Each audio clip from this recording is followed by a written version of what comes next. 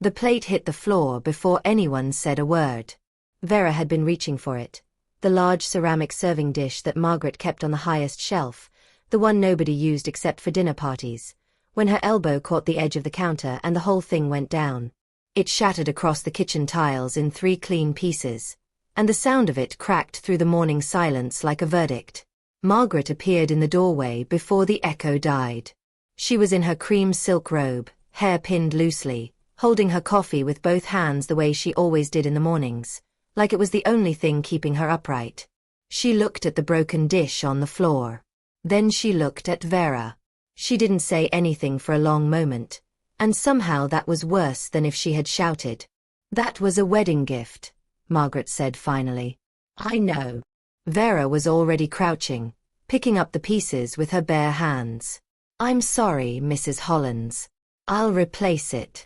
"You can't replace it, Vera. That's the point of a wedding gift." Margaret set her coffee down on the counter and crossed her arms. "Just clean it up. And please be more careful. This is not a difficult job." Vera didn't look up. "Yes, Mrs. Hollins." She gathered every shard, wrapped them in newspaper, placed the bundle in the bin with the kind of careful, deliberate movements of a woman who had learned long ago that how you responded to humiliation mattered more than the humiliation itself. Then she washed her hands, dried them on the kitchen cloth, and went back to making breakfast as if nothing had happened. Because nothing had happened. Not really. Not by Vera's count. She had survived worse before 9 in the morning. By 7:15, the table in the Hollins dining room was set. Fresh orange juice, scrambled eggs with chives, sourdough toast, a small pot of Earl Grey for Margaret and a glass of whole milk for Thomas, Margaret's 14-year-old son, who would appear at the table looking half asleep and leave without saying thank you. This was the routine. Vera knew it the way she knew her own hands. Without thinking, without needing to. She had been working in the Hollins estate for 11 months. 11 months of arriving at 6 a.m. through the side gate, never the front, and leaving by 2 p.m. with $40 in cash and a back that ached from the stairs. 11 months of cooking meals she didn't eat at that table, cleaning rooms she didn't sit in, and moving through this house like a shadow that knew its place. She plated her own breakfast, the leftover eggs, a single slice of toast, and was about to sit at the small kitchen stool near the window when Margaret walked in again. "Actually," Margaret said, not quite meeting her eyes, "would you mind eating outside this morning? I have a friend coming by and I think it's cleaner if the kitchen is clear." Vera looked at her. "Outside. The back patio is lovely this time of morning. The air is fresh." Margaret picked up her own plate and smiled the particular smile she used when she wanted something to sound like a favor. "You'd probably enjoy it more out there anyway." There was a dog bowl on the back patio. Vera knew because she was the one who filled it every morning for Biscuit, the Hollins' aging golden retriever who smelled like rain and slept in a bed that cost more than Vera's weekly wage. She picked up her plate. "Of course, Mrs. Hollins," she said. She walked through the back door and sat on the step, her plate balanced on her knees, the morning air cool against her arms. Biscuit lifted his head from his bed in the corner, looked at her with his damp, indifferent eyes, then lowered it again. Vera ate her eggs. She didn't cry. She hadn't cried over something like this in years, and she wasn't about to start now. What she did was eat slowly and deliberately, and she looked out at the garden. The roses Margaret paid a separate man to tend, the stone path that led to the fountain that had never once been turned on in all the months Vera had worked here, and she let herself feel the full weight of the moment not as shame, but as information. "This is where you are," the moment said. "But it is not where you will stay." Her phone buzzed in her apron pocket. She almost ignored it. Margaret didn't like her using her phone during work hours, and technically she was still on the clock. But something made her pull it out. Instinct, maybe, or the particular frequency of a message she had been waiting for. It was from Daniel. "Closing call confirmed for tomorrow 10 a.m. The lead investor is in. All signatures pending. Vera, this is happening." She read it twice. Then a third time. Then she put the phone back in her pocket, picked up her fork, and finished her eggs. Biscuit watched her from across the patio. She looked back at him. For one strange, quiet moment, they simply regarded each other, the old dog and the woman sitting on someone else's step, and then Vera almost smiled. "Don't look at me like that," she said softly. She stood, straightened her apron, picked up her plate, and walked back inside. Margaret was in the dining room now, eating her eggs and scrolling through her phone. She didn't look up when Vera came through the door. Didn't ask how the air was, or whether she'd enjoyed her breakfast outside with the dog. She just turned a page. And Vera washed her plate, dried it, placed it back in the cupboard, and went upstairs to strip the guest beds. There was a photograph Vera kept folded in her wallet. Not displayed. Not framed. Folded, creased down the middle, tucked behind her bus pass where nobody would see it unless they were looking. She had carried it for 4 years without showing it to a single person, not even Zara, because some things you kept close not to remember but to remind yourself that it had been real, that you had not imagined it. The photograph was taken on a Tuesday afternoon in the spring 5 years ago, on the 28th floor of the Meridian Capitol building in Crestfield City. In it, Vera was standing at the head of a long glass conference table, mid-sentence, one hand raised as she made a point to 12 people who were all watching her with the particular attention of people who understood that the woman speaking knew more than anyone else in the room. She was wearing a navy blazer. Her name was on the door behind her. The door read, Vera Okafor, Chief Financial Officer. She had earned that room. Not inherited it, not stumbled into it. Earned it. 14 years of work that started at an entry-level accounting desk and climbed, slowly, then quickly, then with a kind of momentum that felt almost frightening, until she was the one setting the agenda, restructuring the portfolios, signing off on decisions that moved millions of dollars before most people had finished their morning coffee. She had a daughter who visited that office every Friday after school and spun in the good chair. She had a husband who kissed her at the door every morning and told her she was going to change the world.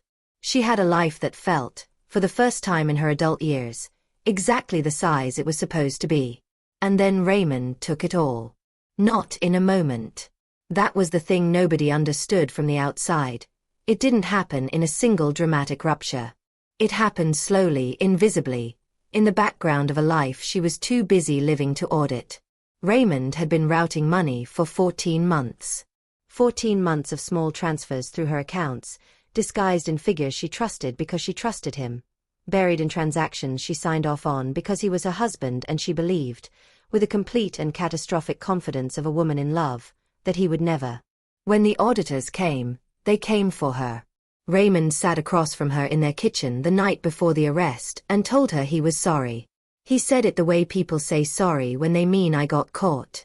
He said he'd tried to protect her. He said things had gotten out of hand. He said her name twice, Vera, Vera, like repetition might soften what he'd done to her. She didn't scream. She didn't throw anything. She sat very still at her own kitchen table and looked at the man she had built a life with and understood, with a clarity that felt almost cold, that she had been a tool. A clean name. A trusted signature. A cover. 6 months. That was the sentence. The judge called it a lenient consideration of her prior character, as though her entire career, her entire life, could be compressed into the word prior, past tense, finished, done. She served every day. When she came out, the apartment was gone. The savings were frozen pending civil proceedings. Raymond had disappeared to somewhere nobody told her about. Zara was living with Vera's sister in a 2-bedroom in Denton, sleeping on a pull-out sofa at 20 years old, working double shifts at a call center to stay afloat. Vera moved in with them. She found the domestic work through a church notice board. Cash in hand, no background check, no one asking questions she couldn't answer. She told herself it was temporary. She told herself this every morning for 11 months while she took the 5:40 a.m. bus across town and let herself in through a side gate that was never the front door. But here was what Margaret Hollins did not know. What nobody in that house knew. 6 weeks after Vera's release, Daniel Cole had shown up at her sister's apartment with 2 coffees and a USB drive. Daniel, who had been her deputy at Meridian before everything collapsed. Daniel, who had sent her a letter every single month she was inside, not full of pity but full of data. Market trends, energy sector movements, notes on a gap he kept seeing that nobody was filling. He sat at the small kitchen table and he said, "I've been waiting for you. I have a concept. I need your brain. Are you in?" She had looked at him for a long moment. "I have nothing," she said. "I know," he said. "That's not what I asked."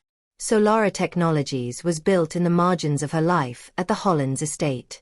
Late nights after her body ached from the stairs. Early mornings before the 5:40 bus. Weekends at the kitchen table while Zara read over her shoulder and circled things in red pen and said, "Mum, this part here, this is the part that's going to make people pay attention." 3 years of that. 3 years of being invisible in Margaret's kitchen by day and building something real in the dark. Tomorrow at 10 a.m., a $91 million acquisition deal would close. Vera wrung out the mop, placed it against the wall, and started on the upstairs bathroom. The call came at 2:47 p.m. Vera was on her knees scrubbing the grout between the bathroom tiles when her phone rang. She pulled off one rubber glove, reached into her apron pocket, and looked at the screen. "Daniel." She answered on the second ring. "Tell me," she said. "It's done." His voice was steady, but she could hear something underneath it, the particular restraint of a man trying very hard not to shout. "Vera, it's done. Final signatures came through 20 minutes ago. The acquisition is fully executed. $91 million. Your 31% is confirmed and wired." She didn't speak. "Vera." "I heard you," she said quietly. $28,210,000. Your name. Your account. Done. She sat back on her heels on Margaret's bathroom floor, one rubber glove on, one rubber glove off, the scrubbing brush still in her hand, and she pressed her free hand flat against the cold tile and just breathed. In. Out. In again. "Where's Zara?" she asked. "Already in the car." He paused. "She's been ready since 6 this morning, Vera. She showed up at my office in heels." For the first time all day, all week, maybe, Vera laughed. A real one. Short and quiet, but real. "Don't let her drive," Vera said. "Wasn't planning to. We'll be there in 40 minutes. Another pause, softer this time. "How are you feeling?" She looked around the bathroom. The bleach smell. The grout lines. The monogram towels she refolded every single day that nobody ever noticed were refolded. "I'll tell you when you get here," she said. She hung up, pulled her glove back on, and finished the bathroom. Because that was who Vera Okafor was. She didn't leave things half done. She completed every task on Margaret's list with the same precision she had brought to Meridian's quarterly reports. She remade the guest bed with hospital corners. She descaled the kitchen tap. She wiped the inside of the microwave that nobody ever wiped. She moved through the house for the last time the way she had moved through it every day for 11 months. Quietly, thoroughly, invisibly. And when she was finished she stood in the center of the kitchen and looked at the room. Clean. Perfect. Not a trace of her left anywhere. That had always been the point. She was still standing there when she heard the car. Not the sound she expected. Not the diesel grumble of a delivery truck or the neighbor's SUV, but something lower and smoother. A sound that didn't belong on this street at this hour. She heard it slow to a stop outside, and then she heard the click of a car door, and then she heard heels on the driveway, and her heart did something it hadn't done in a very long time. It lifted. She heard Margaret before she saw her reaction. Margaret had been in the sitting room with the television on low, and now there was silence where the television had been, and then the sound of the front window blind being tilted, that small precise click, and then Margaret's voice, sharp and confused, directed at no one in particular. "What on earth?" Vera untied her apron. She did it slowly. Reached behind her back, pulled the strings loose, lifted the loop from around her neck. The apron was pale blue with a small white trim, the same one she had worn every day without complaint. She held it in both hands for a moment, then folded it once, and then again, with the same neat precision she used for Margaret's monogram towels. She heard the front doorbell ring. Margaret's heels clicked across the sitting room floor. Vera heard the front door open. Then silence. Then Margaret's voice, stripped of its usual ease. Can I help you? And then Zara's voice, clear as a bell on a cold morning. We're here for my mother. Vera closed her eyes for just 1 second. Then she picked up her bag, held the folded apron in her other hand, and walked out of the kitchen. Down the hallway. Past the framed photographs of the Hollands family holidays, and the cabinet with the good china, and the spot on the floor where she had picked up the broken wedding dish this morning with her bare hands. She reached the front door. Margaret was standing with one hand on the doorframe, the other pressed flat against her chest, looking at Zara the way people look at something that doesn't fit the picture they've arranged in their minds. Zara was standing in the driveway in a tan blazer and heels, composed and still, and watching the door with an expression that had nothing in it except quiet, absolute certainty. Behind her, Daniel stood beside a silver Maserati, hands clasped, patient as stone. Margaret turned when she heard Vera's footsteps. She looked at her, really looked at her, maybe for the first time in 11 months, and something moved across her face that wasn't quite confusion anymore. Vera. Her voice had changed. Lower. Uncertain. Who are these people? Vera looked at her employer. The woman who had handed her a mop every morning and sent her to eat outside with the dog. She looked at her without anger and without performance and without any desire to make this moment bigger than it needed to be. That's my daughter, Vera said simply. Margaret's eyes moved back to Zara. Then to the Maserati. Then to Daniel. Then back to Vera's face. I don't understand, Margaret said. I know, said Vera. And she walked through the front door. The driveway felt different under her feet. Vera had walked it hundreds of times, every morning from the side gate to the back door, every afternoon in reverse, eyes forward, steps measured. She knew every crack in it, every weed that pushed through the joints. She had never once walked it from the front. It felt longer than she remembered. Margaret followed her out. Vera heard the heels on the stone behind her and didn't turn around. She walked toward Zara, and Zara walked toward her. And when they met in the middle of the driveway, Zara took her mother's face in both hands and looked at her the way she had looked at her across a courtroom gallery 4 years ago, with a love so fierce it was almost painful to witness. Hi, Mum, Zara said softly. Hi, baby, Vera said. They held each other for a moment. Brief and tight and complete. Then Zara stepped back, squared her shoulders, and turned to face Margaret with an expression that could have cut glass. Margaret was standing in her doorway, arms crossed now, her confusion curdling slowly into something that looked like the early stages of offense. She was a woman accustomed to being the one who determined the shape of every interaction in her home, and this, whatever this was, had moved completely outside her control and she didn't like it. I don't mean to be rude, Margaret said, in the tone of someone who very much intended to be rude. But what exactly is happening here? Vera, you still have 40 minutes left on your shift. Daniel stepped forward. Mrs. Hollands, he said, calm and unhurried. My name is Daniel Cole. I'm the co-founder and operations director of Solara Technologies. He reached into his jacket and produced a single folded document, holding it out toward her without moving any closer. We closed an acquisition deal this afternoon. $91 million. Ms. Okafor holds a 31% equity stake. He paused. We wanted to deliver the news in person. Margaret did not take the document. She stared at it. Then at Daniel. Then her eyes moved slowly to Vera, and Vera watched the calculations happening behind them. The reordering, the reassessment, the almost visible effort of a woman trying to reconcile the person who had scrubbed her bathroom tiles this morning with the number she had just heard. I'm sorry, Margaret said.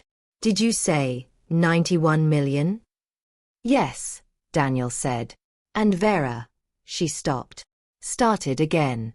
Our Vera. Zara's jaw tightened. Her name is Ms. Okafor.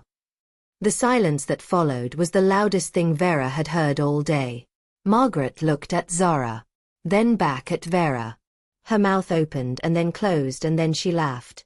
A short, involuntary sound, the kind that escapes before the mind can stop it. Not cruel. Not mocking.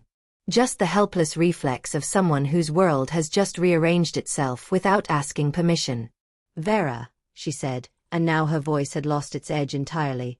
"Why didn't you, why were you here?" "Because I needed the work," Vera said. "And you needed the help." "But you're—" "I was," Vera said simply. Margaret shook her head slowly.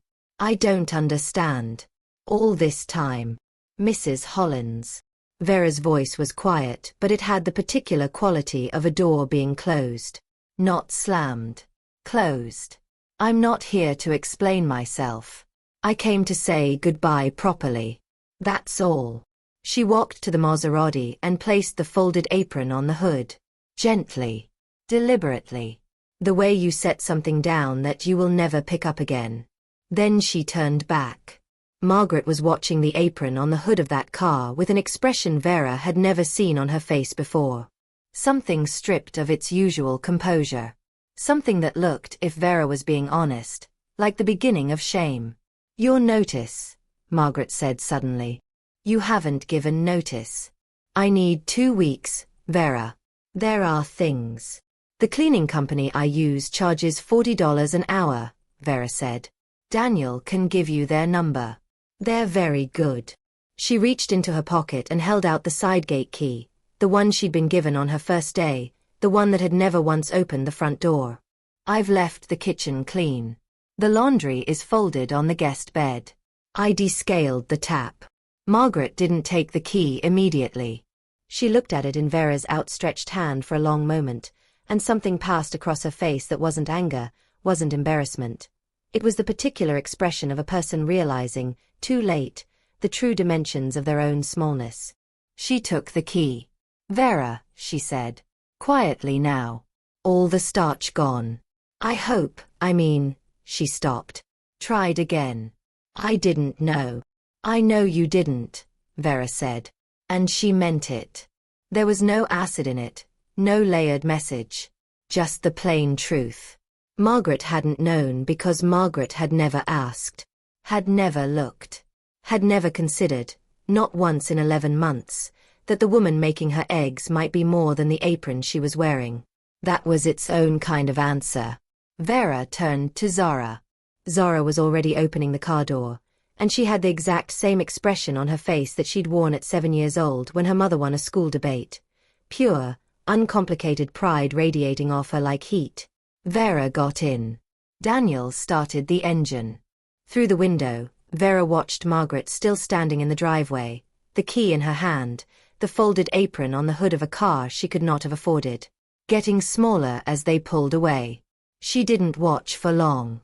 She faced forward. 2 years passed the way good years do, quickly, and without apology. Solara Technologies moved into a glass-fronted office in the heart of Crestfield City, 3 floors, 62 employees, and a waiting list of investors who had said no 18 months ago and were now very eager to have a different conversation. Vera's name was on the door in clean silver lettering. Not a side door. Not a back entrance. The front, where it belonged. She had rebuilt everything. Not the same life. She was too honest with herself to want that. Raymond's life. The life that had been constructed on a foundation she hadn't known was hollow. She had built something new instead, and it was sturdier for having been built from nothing, in the dark, on a battered laptop, by a woman who had every reason to stop and didn't. Zara had joined Solara's communications team 6 months after the acquisition. She sat 3 offices down from her mother and sent her voice notes at 7 a.m. that always started with "Okay, so I have an idea," and ended with something that was usually, quietly, brilliant. Daniel ran operations with the same calm precision he had always had. The 3 of them had built something real. Vera had also, in those 2 years, bought a house. Not a large one.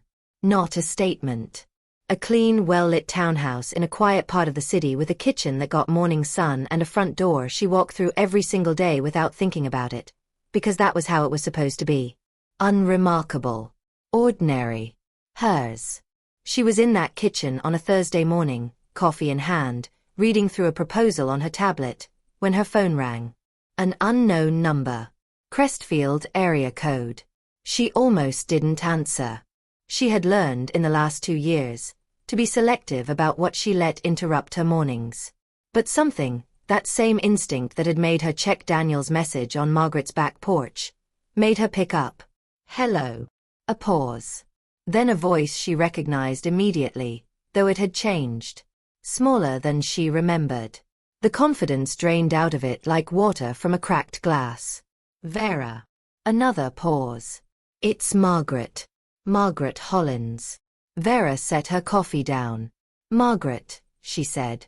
I'm sorry to call. I wasn't sure. I didn't know if you'd. Margaret stopped. Took a breath. Tried again. I got your number from the Solara website. The general contact. Your assistant was kind enough to pass it along. A small, fractured laugh. She's very professional. She is, Vera said. Silence stretched between them. Vera didn't fill it. She had spent 11 months filling silences in that house, smoothing over awkward edges, making things comfortable for a woman who had never once returned the courtesy. She waited. Things have been difficult, Margaret said finally. Gerald's investments. There were things I didn't know about. The estate is. We've had to let it go. Her voice cracked on the last word, just slightly, and Vera heard her work to control it. I'm not asking for anything, Vera. She stopped again. Actually, that's not true. I am asking. I hate that I'm asking, but I am. What do you need, Margaret? The question came out of Vera simply and without ceremony. No relish. No performance of patience. Just a straight, clean question from a woman who had decided long ago that how she treated people in their worst moments said more about her than anything she had ever put on a balance sheet. Margaret was quiet for a moment.